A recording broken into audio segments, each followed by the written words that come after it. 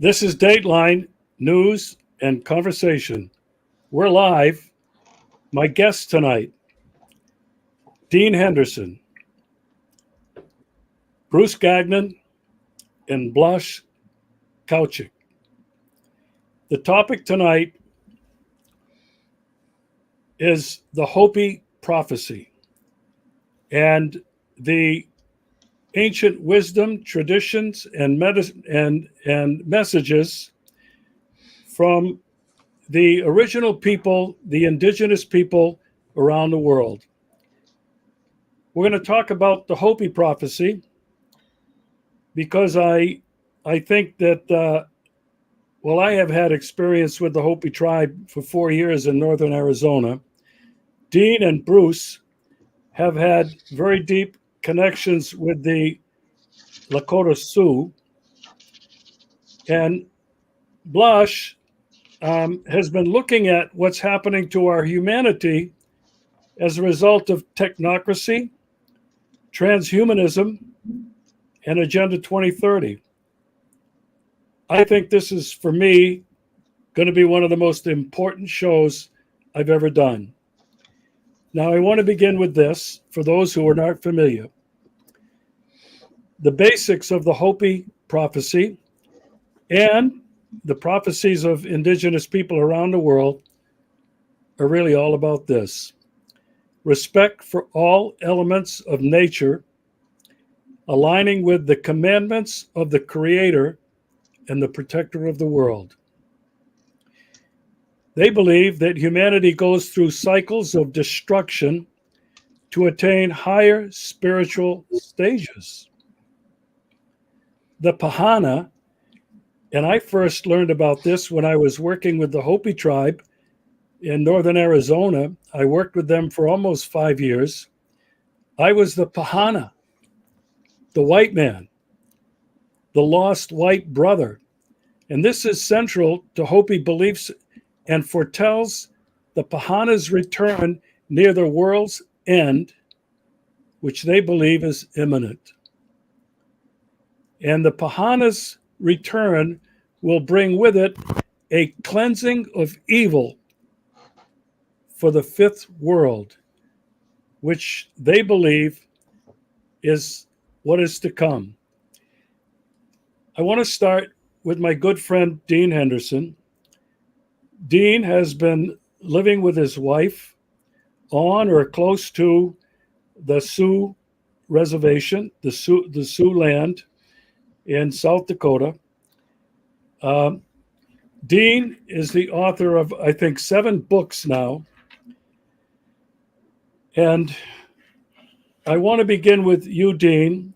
Explain for all of us and our guests your connection with the Lakota Sioux from when you were just a young man to the present day, and why you believe it's important to reconnect with the basic messages of this tribe. And take it away, Dean. Yeah, well, thanks for having me, Regis.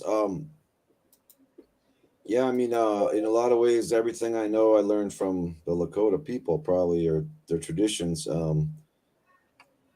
My dad took me hunting out to the Cheyenne River Reservation quite a bit, which was about 50 miles west of where I grew up.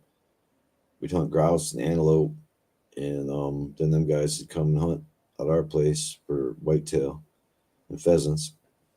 And it was just kind of South Dakota, where I grew up. There was just white people, in my town. I mean, one adopted kid, I think there's an adopted Indian kid, but my town was pretty typical small town Midwest. A lot of racism towards the indigenous people, but my dad wasn't like that, so he taught me a whole different way. And then I studied a lot of Lakota philosophy in college, and befriended Indian people, and just the way they live is just it's reciprocity in relationships. It's all circular. It's all instant karma, or not, and you just pick it and do it, or you don't do it, and it's just science. Okay, so in the end, it's just they're the only science. It's really, to me, because they just inference, observation, conclusion, and adjust it, tweak it, I mean, but it's just all about an information field that's constantly they're in touch with through nature, which is the information field, and they just learn things, and they know a lot of things, and we don't know much at all because we're full of these misconceptions or preconceptions that have been placed in our heads by really it comes down to crown science, just the city of London science and their version, their narrative of who we are, where we came from, how the universe works, how nature, and all these things, and it's just all wrong. And so these are the not scientists who claim to be scientists. So it's the whole world's upside down, and the only way we're going to get back to any sense of normalcy is at least just observe what the indigenous people, how they live and what they have to say about things, and they've been ignored more than any other group in the world on the planet, and that's not just in America, but anywhere you go, the indigenous people are lowest on the totem pole, and it's because they live simple and they live close to the earth, and they don't require a lot of material possessions. In fact, they sort of loathe them and leave them behind, and they just don't value capitalism. They don't value materialism. They don't value the things we value. They have a different value system. It's about reciprocity in relationships, and how you do that with not just your wife or your parents or your siblings or whatever, your immediate family, but your extended family, and beyond that, the plant family, the animal family, the rock family, the earth family, the moon family, the sun family, the star family. We're all a family. We're all connected. Everything we do has repercussions. It's an electric universe. It's not a subatomic universe. It's an electric universe. It's about polarity, not duality. A lot of just basic things that, we have these, to me, misconceptions, or probably better put, preconceptions, or things that were planted in our brain by our education, our upbringing, our just interaction with this kind of Wetiko society. Talk about Pahanas. Well, Wetiko is the word that the Apache use, and the Witko is the Lakota word, and Wendigo is the Cree word, and all these words just mean kind of crazy person, or just cannibal of the soul, that somebody that just sucks your energy. Everybody's been around these people that just suck your energy, and that's what they're there for. And we've built a society now that is built on that premise, pretty much, of just vampire, mercantile capitalism or whatever. So it's weird, but reference point, look to the native people, because they've been here the longest, for one thing, and they understand things. Just like you should respect your elders. It's just basic common sense. You should respect indigenous people. They've been here a long time, and so yeah, start there anyway. I learned something very important from your wife and from you. Living close to the land, foraging, for example, I learned that you never take more than you need. If you find mushrooms or berries or whatever it is that's in nature, you take a third for yourself, a third for the animals, and you leave a third for that environment. And that is so foreign, Dean, to what we've been doing today as a society and as individuals. Tell me briefly about that and how you and your wife are living. Okay, well, just that reciprocity that we're talking about, and you go in the berry patch, and there's going to be some, bees and stuff. You got to share. You got to, the bunnies are there. They drop them. Oh, it dropped one up. Let it drop. Good. The bunny gets one. But just don't be greedy. Just don't take more than you need. And that's again, it's such common sense. It just weighs your life down. So many people are weighed down by possessions. I mean, because possessions literally possess you. They literally possess you. and you worry about them and where are you going to store them and how are you going to haul them over here next time if I want to move. And it just kind of makes people crazy, right? So that's the Wetiko. That's that fear of constantly, you're constantly in need of everything, and because you don't have the faith, you don't have the science, the basis of a scientific, but it's also a faith, knowing that Wakantanka, the great mystery, will provide. But what you have to do, you also have a responsibility. So you leave some mushrooms, you leave some berries. You stay at somebody's house, you clean up your dishes. I mean, it's just common sense, right? Um, but we're so far from that, because we're sort of on this path of it's like an empire, and in people's minds they internalize the empire, the state of mind of the empire, and so then they want to be at the top of the pyramid because the empire told them it's a pyramid, and there's this pyramid, you have to go by that, and a few people at the top, everybody else has to kind of carry them around, I guess is how the royals got it figured out anyway, and where we're sitting right now. But it's just all just craziness. So yeah, reciprocity. You have to live that way every step of your life. Not go to church once a week or go to a prayer meeting on Tuesday night or whatever. It's just every step of your life should be lived in this intentionalism of, really trying to do the right thing, trying to be the thing in the universe that's just calm and just connecting and trying to get people together, unite people instead of divide people, and not cause trouble and not complain, and all these things. And if and then it's just your life. Oh, by the way, your life gets easier once you start figuring that out because it's science.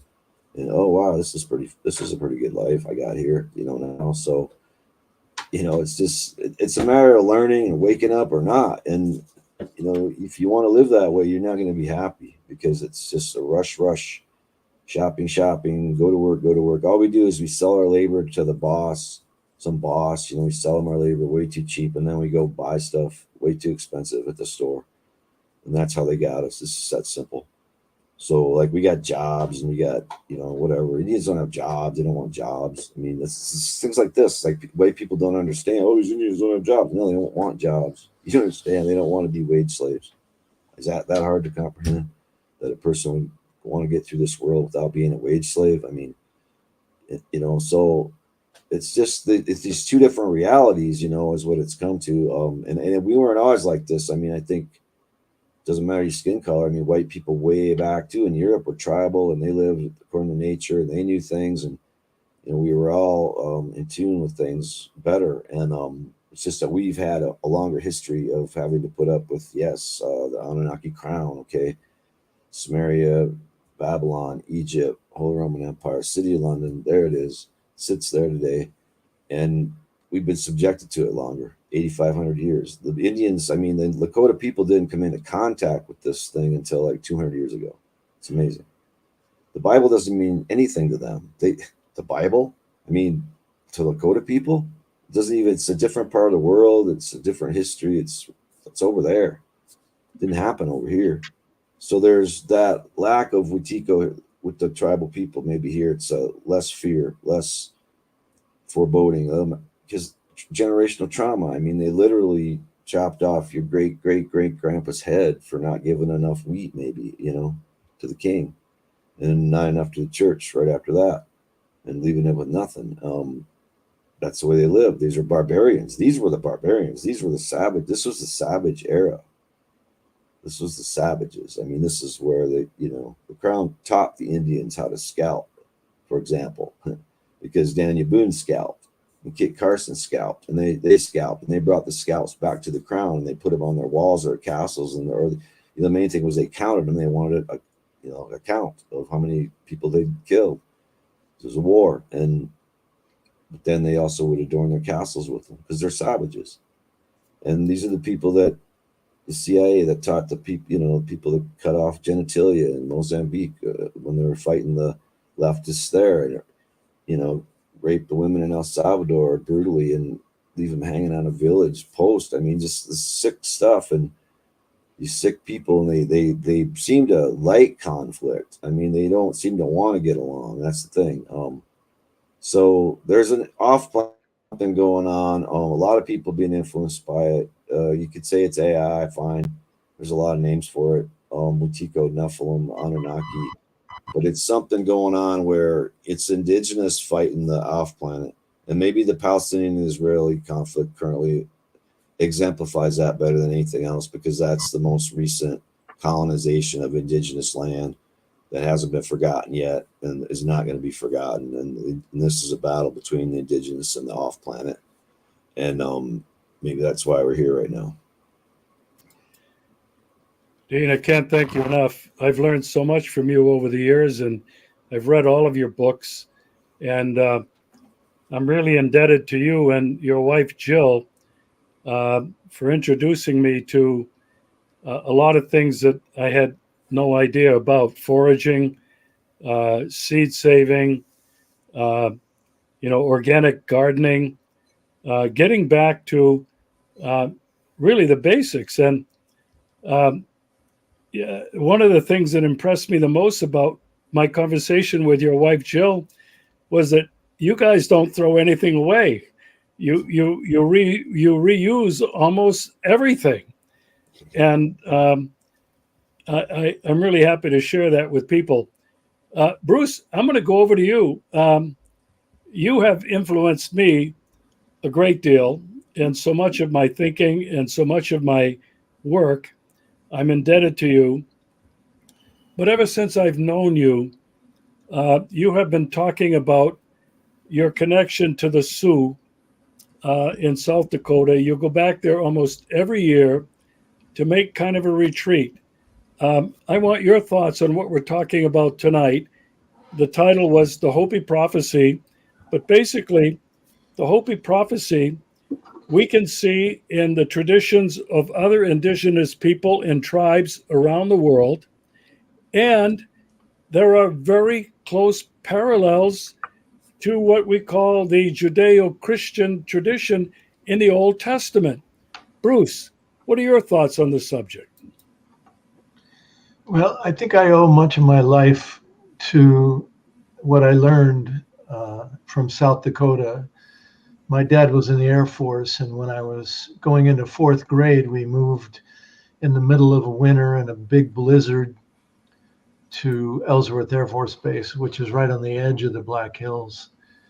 And I quickly, at that young age, became very struck by Native American, at that time, way of life, the way they were oppressed, depressed,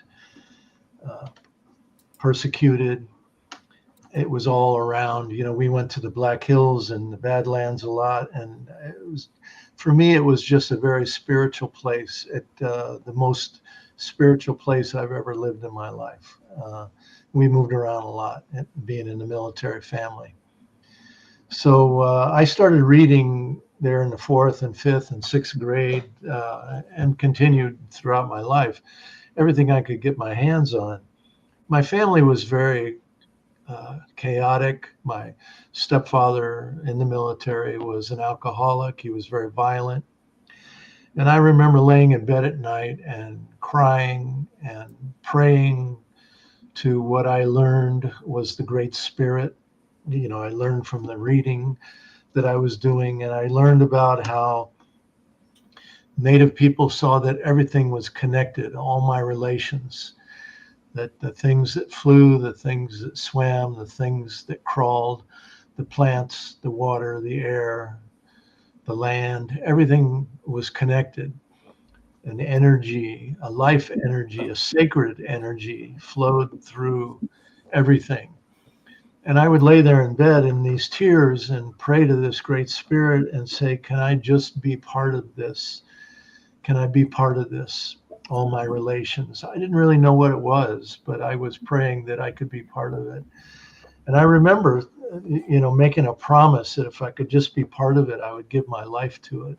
And it wasn't until I was much older, in my I'd say 30s or somewhere around there, that I realized that my prayer literally been answered, because the life that I came upon, my activism, my work for peace and for the environment and for good human relations. I felt that my prayer had been answered, and that this was a gift that was given to me, and that I needed to nurture and stay with. And so I've tried to do that in my own way, in my own time. I was also very fortunate when I lived in Florida. I was activist there, and in 1996, I organized a walk for the earth, starting in the Everglades in Florida in the deep South, and all the way to the capital in Tallahassee. It was a 700-mile walk. And by then I had made friends with Bobby C. Billy. C stood for Cypress, who was a spiritual leader of the independent traditional Seminole Nation. And his family was literally still at war with the United States government. They weren't living on the reservation. They weren't taking any of the largesse from the gambling casinos on the official Seminole reservation. They still lived in chickees, the little huts made out of palmetto fronds, and so we became friends, and I became friends with his family, and so we asked, as we were organizing this walk, we asked him if he would be a part of it, and as it turned out, he led the walk every step of the way, and he was the only person, in fact, that was able to lead the walk. He was able to walk every step of the way, the whole 700 miles. But as he walked, he told us stories about the Seminoles. They originally came from northern Florida and lower Alabama, and they were driven by Andrew Jackson at that time, a general, and was fighting the Indian Wars, and they were trying to destroy the Seminoles and the other tribes in the southern part of the United States. And so the Seminoles were driven from their homeland in northern Florida deep into the Everglades. And Bobby said the only reason why they survived was because the white man, the soldiers, the U.S. Army were afraid to go into the Everglades because of the alligators and the snakes and the great hiding places for the Seminoles to be able to fight them. And so that's how they survived. But as we were walking north on this peace walk for the earth, Bobby said that he was hearing from the spirits of all of his dead ancestors who had died along this same journey, heading the opposite direction, heading south as we were heading north. So he told us repeatedly, I guess his biggest refrain was to go out and find the special people, the good people, the good-hearted people, and bring them together. And then when we do that, this will begin to rekindle the sacred path that we all should be walking. And so that's what I've tried to do in my own feeble and humble way during my time as an organizer. I've been trying to go out and find the special people and learn from them and bring them together for good work. Yeah, and the special people, part of the Hopi belief is that their mission in life is to bring all the peoples of the world together. They believe that the Hopi nation really is the center of the universe. And the Hopi belief includes all peoples, all nations, and it's their mission to bring the good people together. We'll talk a little bit more about that later. Bruce, before I go over to Blush, you have told me so many stories about your trips to the Black Hills and to the Sioux Nation. But one of the things I've never forgotten is the way they describe the dollar. Tell me briefly. I think this is a great story. How do they describe the dollar? And then I'm going to transition over to Blush. Well, I learned this from a book by a Lakota spiritual leader by the name of Lame Deer. The book was called Lame Deer, Seeker of Visions. And I read this when I was in college. It was a long time ago, but it really stuck with me. Lame Deer said that they believed that when the white man came to this continent, they saw that he was disconnected from everything, from the earth, from the spirit world.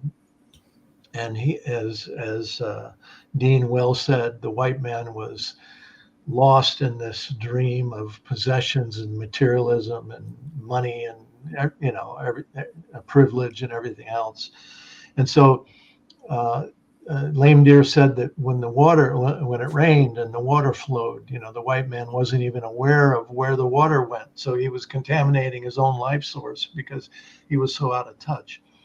But he said that the white man was blinded by his love for the green frog skin, the dollar bill, and he couldn't see where he was going. Let me just say that probably my most memorable trip was in 1980 when I went back to South Dakota after a long time that I had not been able to be there. And my son was in his mother's womb at the time. And we went to a Black Hills survival gathering just outside the gates of Ellsworth Air Force Base. And I was always very moved by the fact that my son in the womb was hearing these drums, these nightly drums and singing of the Lakota people. And in fact, just last April, my son and I went back there for a week, and we went to all the places around the Black Hills that I find the most moving and sacred for me. And so it was like I wanted my son to know before I ever died that what this place meant to me. And I had taken him there earlier in his youth, but I'm sure he didn't remember all of it. But this time it was a very memorable place. And in fact, on the last day, he said, "Get in the car, I'm taking you somewhere." And he wouldn't tell me where. And we started driving west from the Black Hills. And I soon realized we were going into Wyoming, but I didn't really know where he was taking me. And he took me to Devil's Tower, one of the sacred places of the Plains people. And so I was so proud of him that he found out about Devil's Tower and took me there. And anyway, for me, that was a great moment. Thank you for that personal testimony, Bruce. I'm going to go to Slovenia. My really good friend, a very valued guest on the show for some time now, Blaz Kavcic. Blaz, what are your thoughts on what we've been talking about and what it means to you? Your microphone.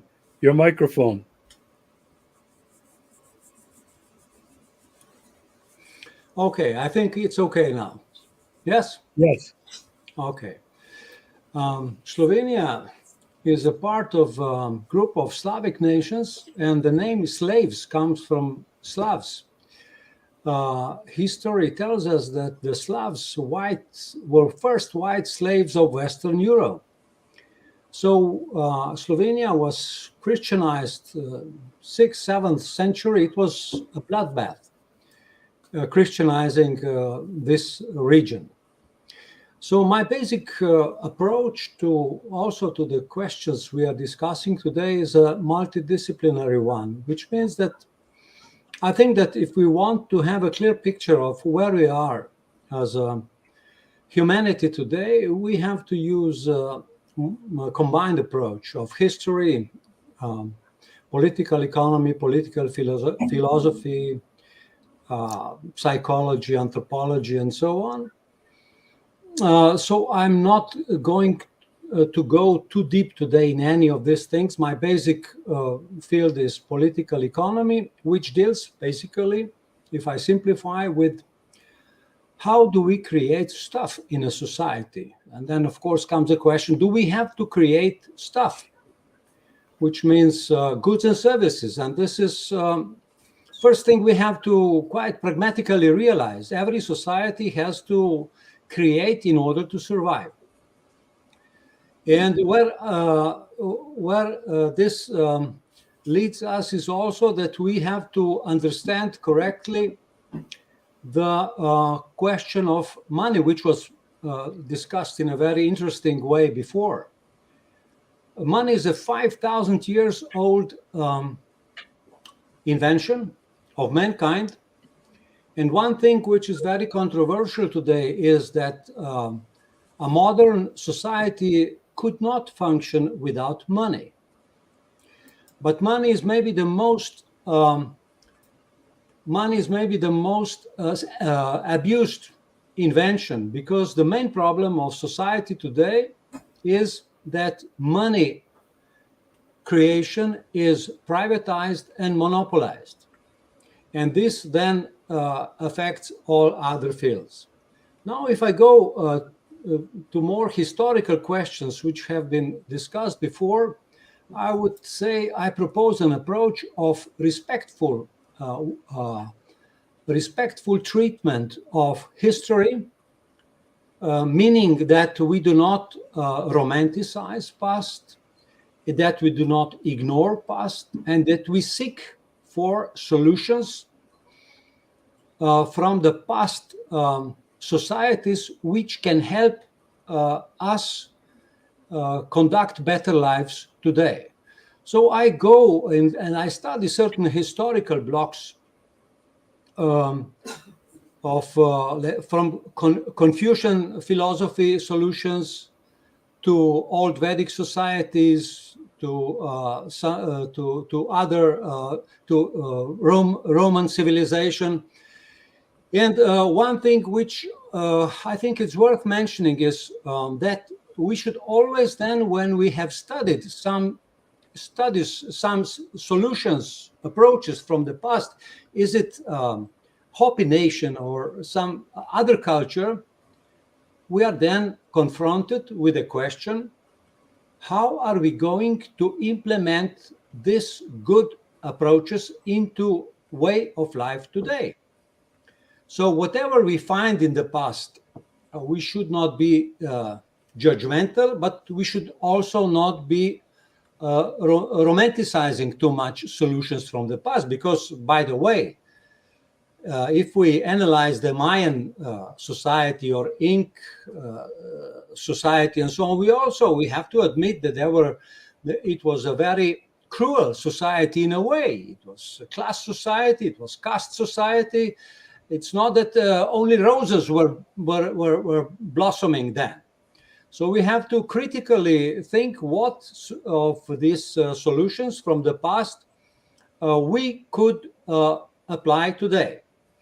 And we come to the very important question, which is very, very seldom discussed. How do we make these good ideas work in society today, here and now? And we have a task. We have a task to position ourselves against a category which is called constitution. We have to properly understand constitution. We can have religious ideas, philosophical ideas, ethical ideas, economical ideas, but we have to find a way how we will discuss these ideas among ourselves, meaning people living here and now, and write them down in some kind of document. Because if we have now 4 or 40 or 400 different views and ideas, maybe the best ones, but they don't mean anything until they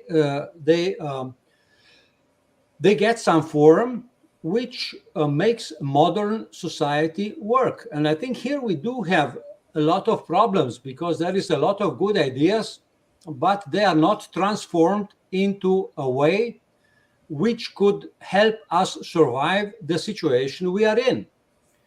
So taking into account all this historical analysis, I think we then have to ask ourselves, are we in a crucial, critical point of development of human civilization? And people are not clear about that. We have to be clear. I think we are in a very critical point where the main controversy of today is, are we going to allow the abandoning of natural life and spirituality and humanism? This is being crushed. Are we going to allow it, meaning accepting Agenda 2030? Or we are going to organize ourselves into proposing a new humanistic solutions open to more spiritual quality of life? Because what we are really talking about is the quality of life. And the main target of the concentrated decision-making power today in the world is to abolish natural life, and with it all forms of spirituality. And I think we can fight against that. I don't think, first of all, maybe rephrase it. I don't think we can expect magical solutions from anywhere else. We have to act ourselves. Meaning that each of us has to take a decision. Am I going to collaborate in a collective suicide, which is being ordered now by the powers that be, or I will try to survive with my fellow citizens in a way that has some realistic future.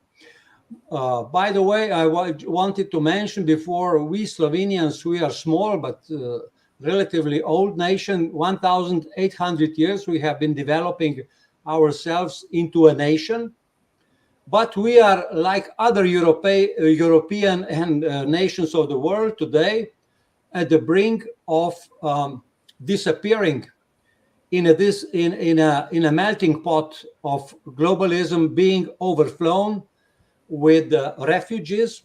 And by the way, I want to stress, I have nothing against the refugees as humans. We are all born equal, with equal rights. But I am firmly against destroying their homelands and sending them as a kind of army against the traditionally living people here. So I think we are in a very existential moment of human civilization, which require all free spirits and critical spirits like gathered today on this talk to exchange views and to find workable solutions for to survive and thrive, which is, by the way, also the title of my book.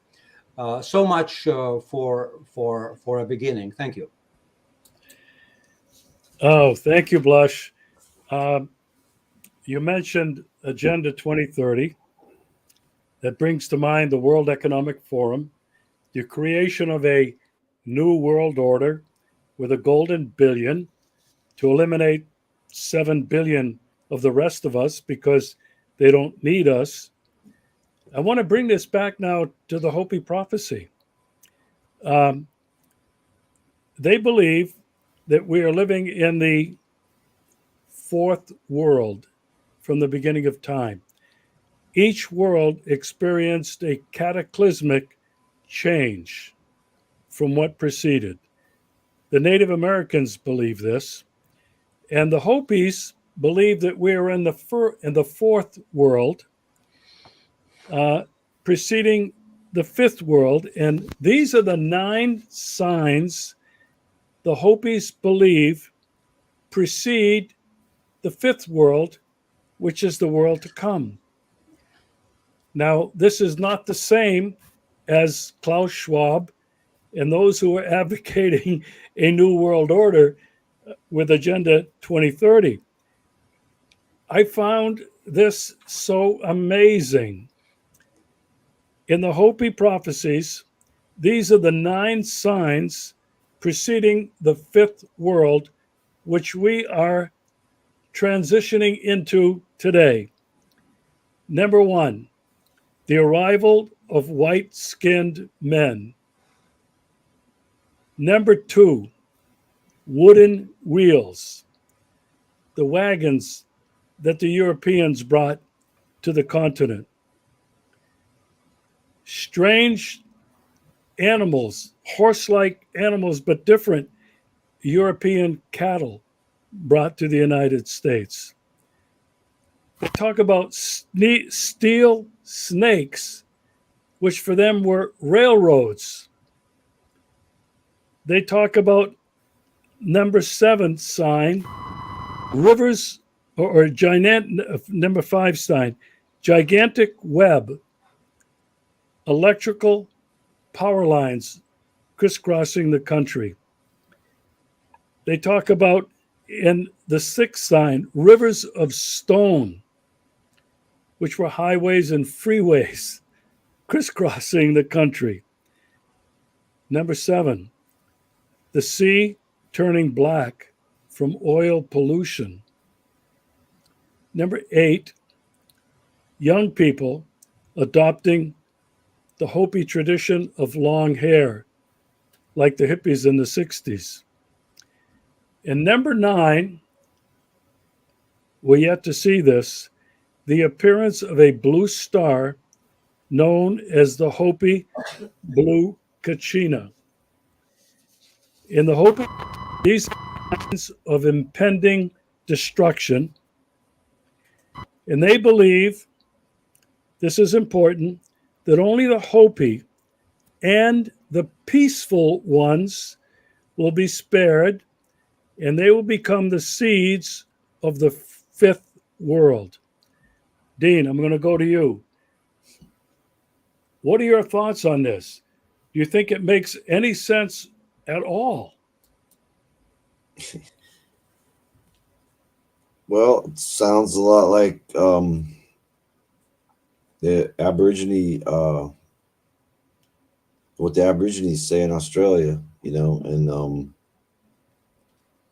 they say, there's just a time when humans have gone off the rails too far, and or some other force maybe on this planet has gone off the rails too far, and the Aborigines say, well, that's when it's just rocks and sticks in the ground, and then there'll be a remnant. There'll be a surviving people that'll, in their case, they believe they sang the world back into existence along song lines.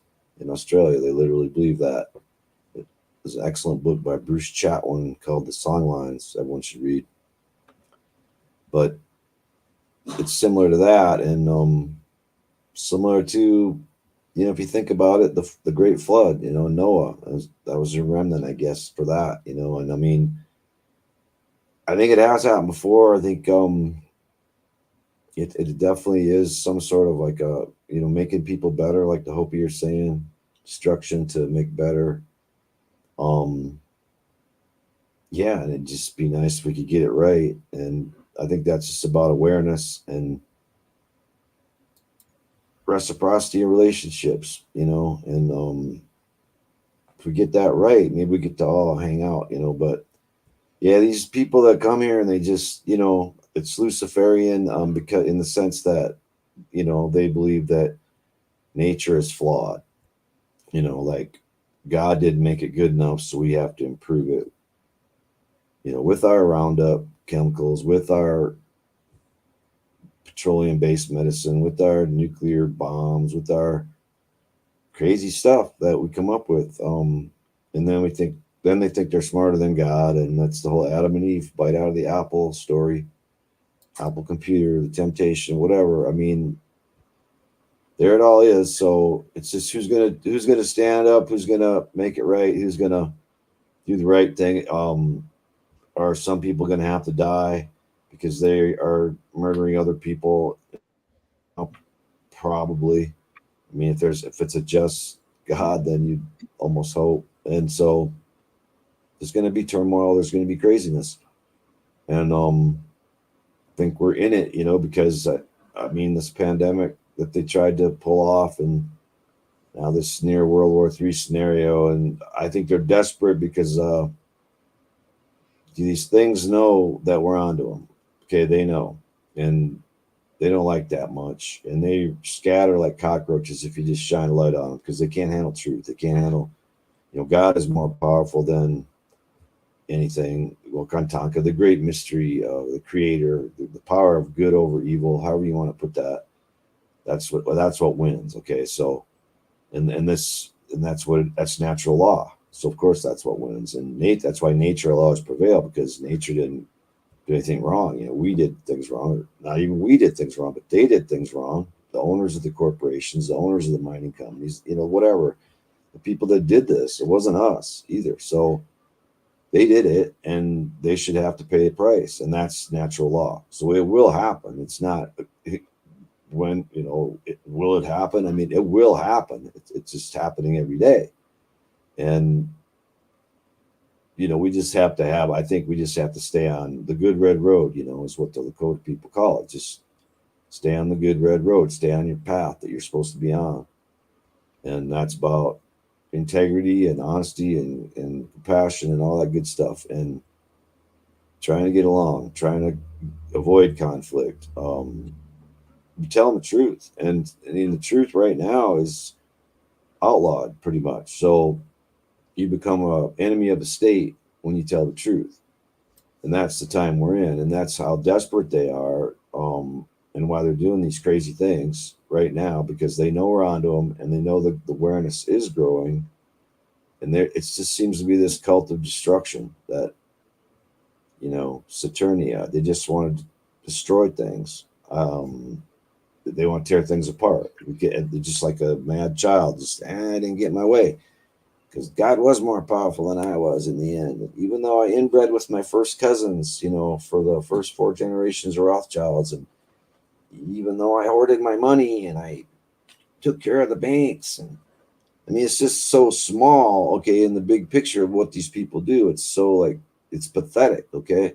Like, these people live in a pathetic way, and we should mostly just feel sorry for them, So that's where we're at, and we have a choice to make, and you can make the choice right now. You can just do it right now, because it's just so simple. You either walk it, or you're, at this point, in this epoch, or either that, or you're a collaborator with evil, and you will be thus judged, I would say, by nature.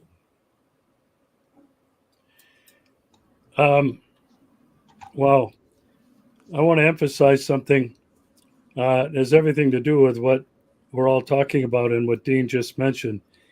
This new world, the fifth world, that we are definitely transitioning to.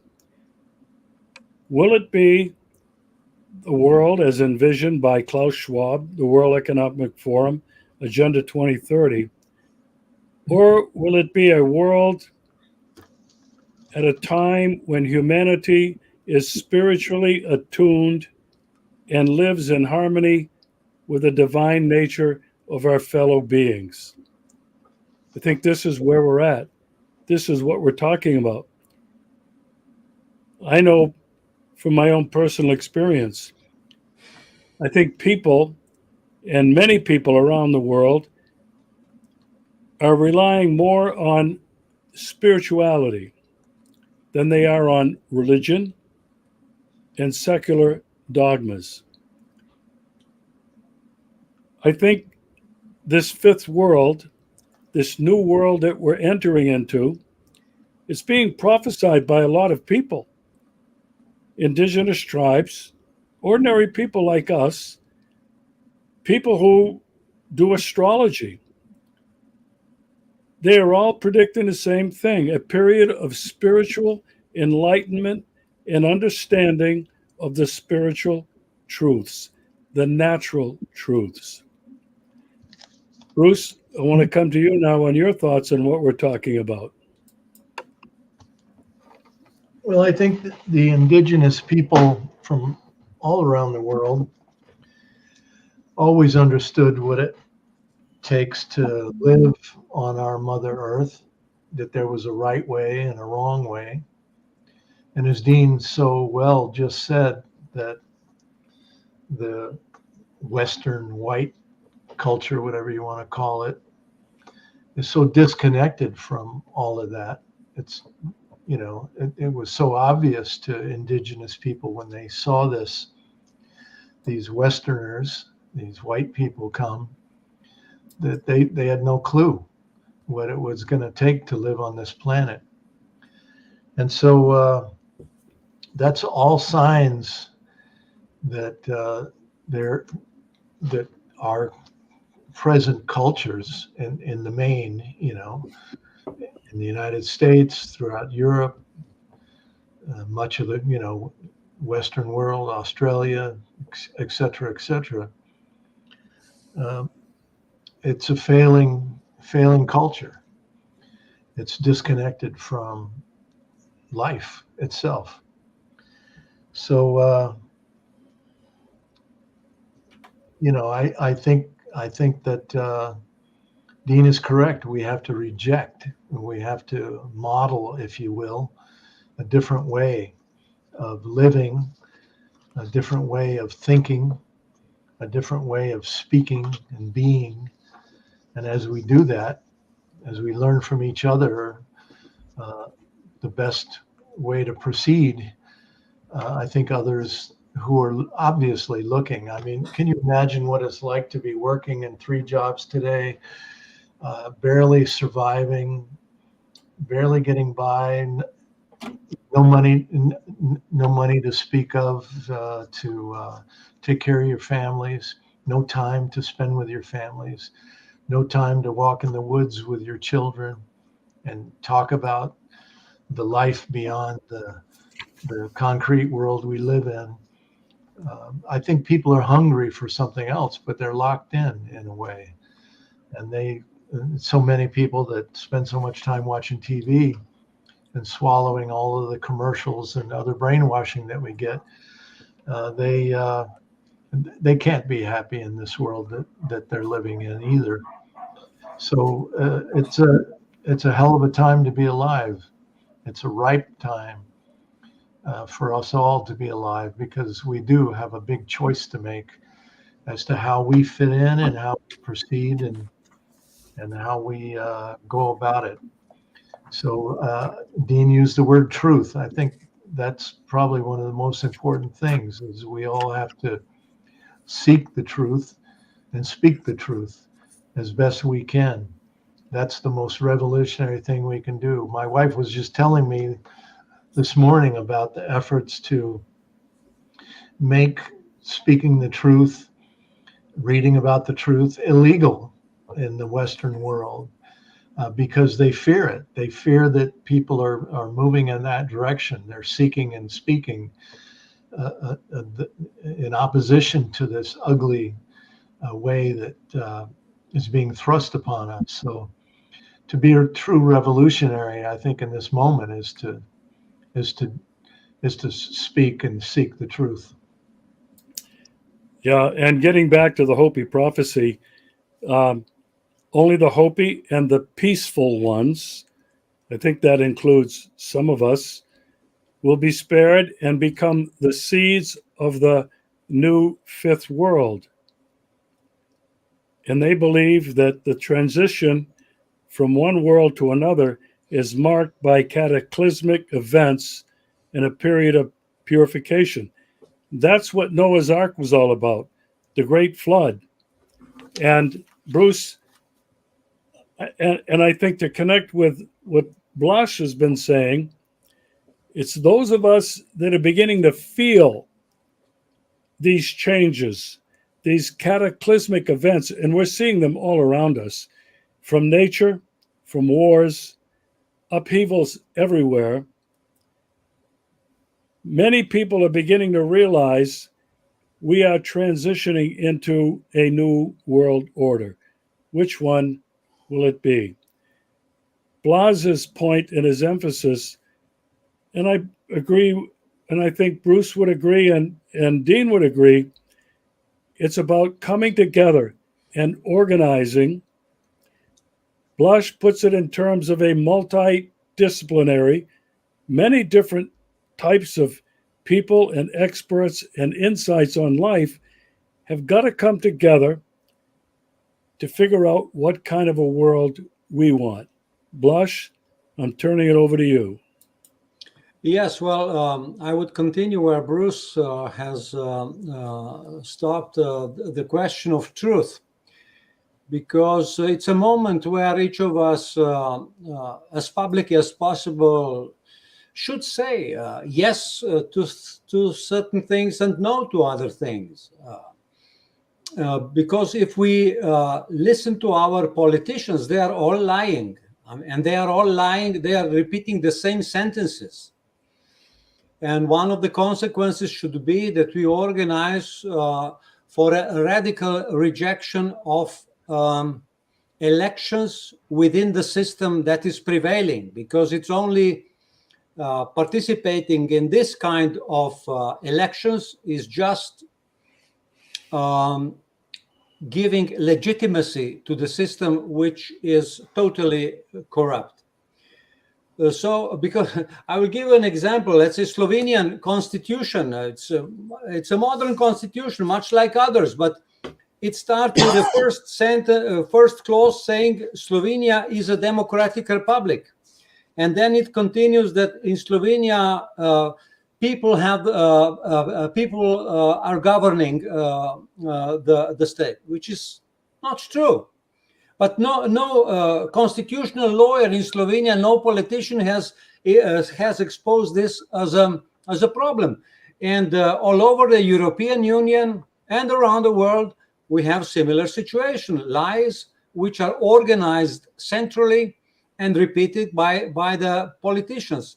So going deep into the values of indigenous people is important. But we shouldn't forget that they were brutally slaughtered when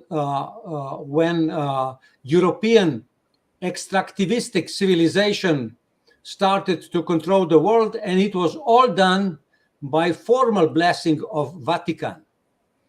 So we have to really take active role in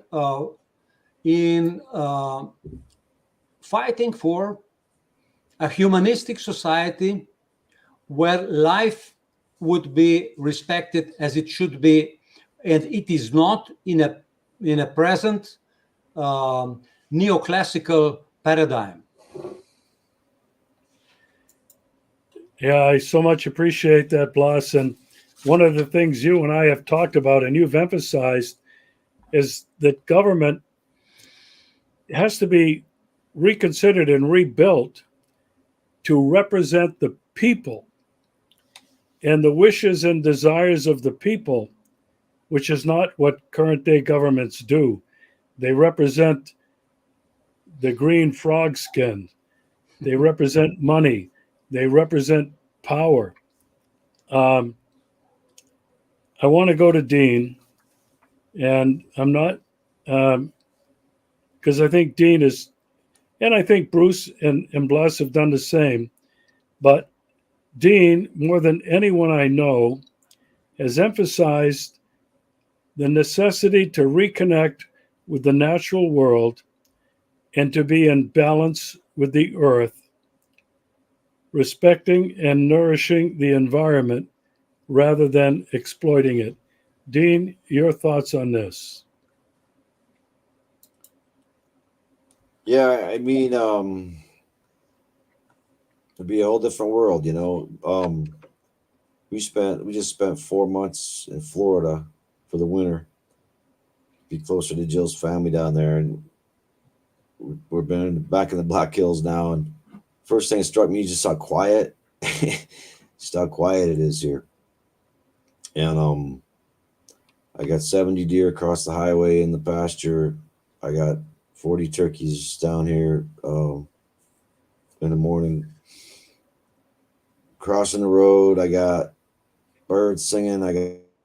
There's no human sounds, and it's just so much of a problem we have. We're just like our lives are full of noise, just noise and just too much information, and that's Alvin Toffler wrote the book Future Shock, like in the mid 90s, like right when the internet was coming out. I don't think that was a coincidence.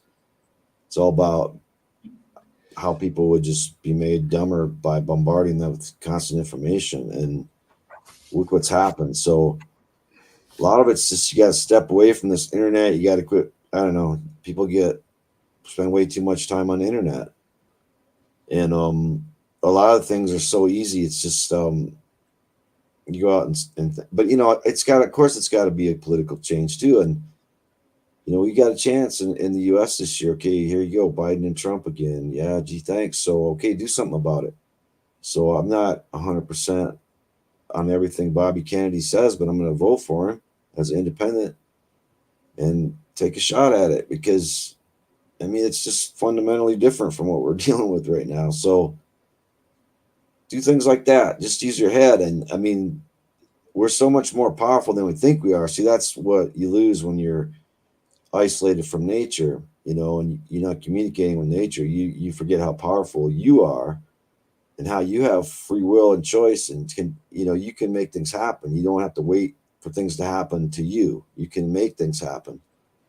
And it's just that being proactive instead of reactive is one of the things that we've lost with the technology era. People have become extremely reactive.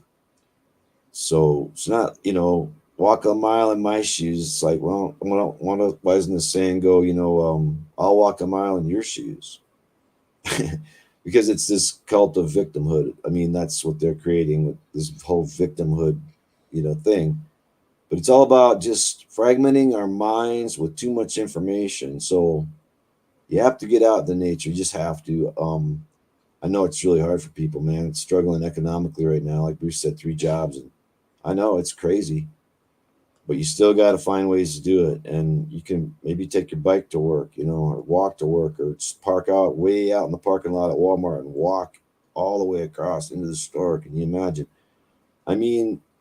People got to also make an effort, to reconnect with nature. And I just think you start thinking straight. But yeah, of course. So the Indians, they were probably the only real communists. If you want to get down to political economy, political theory stuff, which is great. I'm also a political economist. It's an important field. And it also, like Blaz was talking about, but it's all the resources. Who owns the pineapple plantation? Who owns the factory? Who owns this means of distribution, the shipping, storage? And this is the most elemental thing you can say about it, is we're at a point in history that there's never been a bigger concentration of economic power, at least since the medieval times or Middle Ages, and it's all kind of silent, and it just they change their names and they shuffle money and start a new hedge fund. But this is where we're at, to where people have 10 houses. Some people have 10 houses in different parts of the world and live in them whenever. And then some people just have nothing. Most people just have nothing. I think Bernie Sanders said the Walton family owns more than the bottom 50% of the U.S. population, like the 3 Walton sisters or whatever that inherited that. So we have to talk about that, of course, too. And this is, get money out of politics. Yeah, it's a problem. But here we are. We've got a third-party candidate. Vote for Cornel West. I'm fine with that.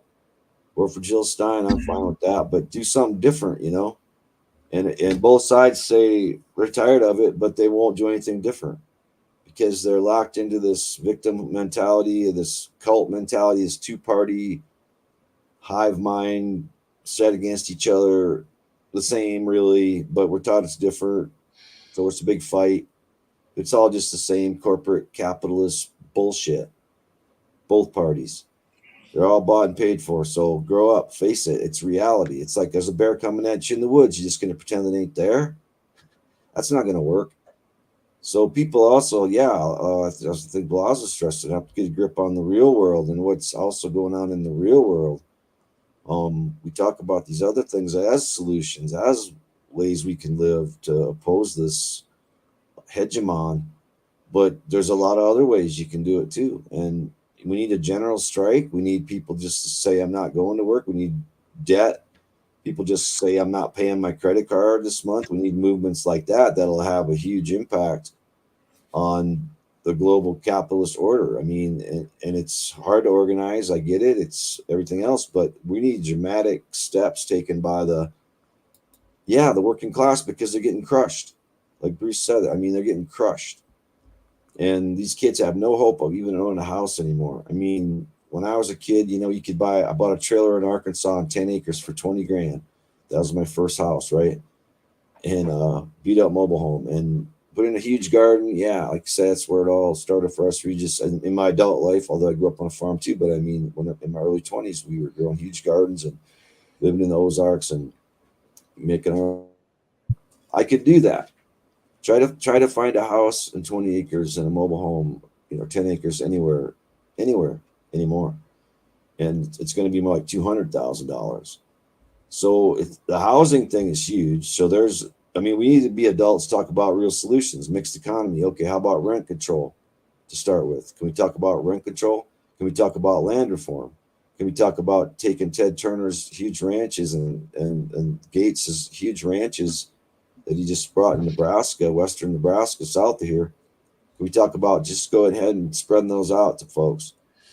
And these are adult things. If people want to talk about socialism and mixed economy and adult things, we can talk about that. But I'm tired of the American political discussion, because all it is Trump and Biden and stupidity and defense of the corporate capitalist class at all costs. Fall on your sword, baby. And then stick it to the little guy, whether it's a poor welfare mother or an Indian, or, blame them for your problems. And the migrants is the current one. Let's blame the migrants for all our problems. Just grow up. So people just, I don't know. And a lot of it's just people got to grow up. I'll be honest. Thanks, Dean. Bruce, would it come to you for some final thoughts? And then back to Blush. All right. Well, lately I've been using a phrase that I've heard Vladimir Putin use quite often. He calls the United States and its allies in Europe the empire of lies.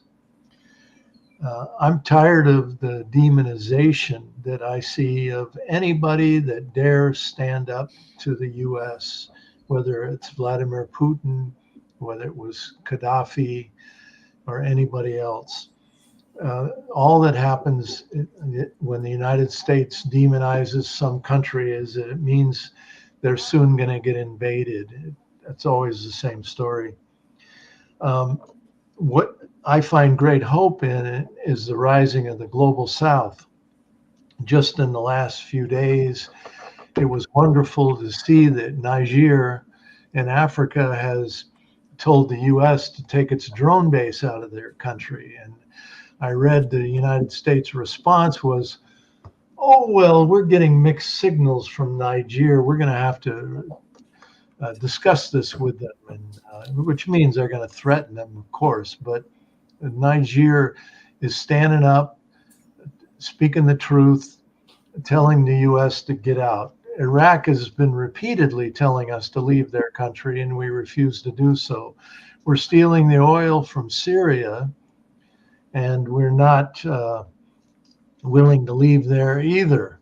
So the fact is that countries around the world, I believe, because they've seen Russia and China stand up to the big capitalist monster, the big corporate international monster, they're now feeling the courage and the safety in a way that they can stand up to.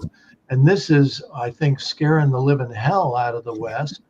And that's why they're trying to crack down right now. And so what is most necessary, I think, is that in this country and in Europe, we need to stand on the side of these places like Gaza, where people are standing up against this Israeli military genocidal machine. we need to stand up and support countries like China, like Russia, like Niger, like Iraq, like Syria, etc. And when we do that, this empire of lies will tumble a lot quicker. It's going to tumble. The U.S. is $35 trillion in debt today. And I was just on a speaking tour in Korea. We're twisting the South Korean government's arms to get them to help pay for the U.S. space warfare program. And but we'll still be in charge of the tip of the spear. So this is the kind of game the U.S. is playing today. It knows its economy is going to collapse, but it's telling the allies they have to help pay for this empire of lies. We need to support those that stand up against it. All right, thanks, Bruce. Blaz, I want to pass it over to you for some final thoughts. I think there is really not very much to add. All most important things have been said. Maybe just my orientation towards how to implement things that Bruce and Dean and you have been elaborating. At the present state of development of human society, we have organizational level of national states where we absolutely have to take things under control for the benefit of the people. Lower levels of organization like family or community can solve some problems, but cannot solve all the basic problems. And above the national states, it's only big money prevailing. So national states where the budgets are accepted have to be reorganized so that they will serve their own citizens. This is today not the case. And in this concept, we should then implement the ideas also deriving from studying the indigenous civilizations and their messages for the future. My final thoughts are getting back to the Hopi prophecy, the prophecies and the messages from the original peoples, the indigenous peoples around the world. They've been telling us that we're disconnected from Mother Earth. We're disconnected from the universe. We're disconnected from each other. I don't think anybody can deny that. The question we're dealing with is how do we reclaim, protect our basic humanity, which is what we started out talking about. Who are we as human beings? Connected to each other, connected to the earth, connected to the universe? This is a huge question. And I feel we have a great deal to learn, as all three of you do, from the indigenous peoples. And I think it begins there. Rediscovering who we are as human beings, connected with each other, connected to the earth, connected to the universe. And I think that's the place we have to start. And from there, I think we can, and I hope we can progress to what Blaz has been talking about with me on many times on the shows. How can we possibly fight the Agenda 2030, Klaus Schwab, the World Economic Forum, if we can't get organized and if we can't clarify what it is we want to be respected as human beings, to have our governments serve us and not the green-skinned frog. I think that's where we are today. I can't thank each of you enough, Dean, Bruce, and Blaz, for participating in this important discussion today. Thank you so much. Thank you, Regis. Regis. Thank you all. It's the green frog skin, Regis. Green frog skin.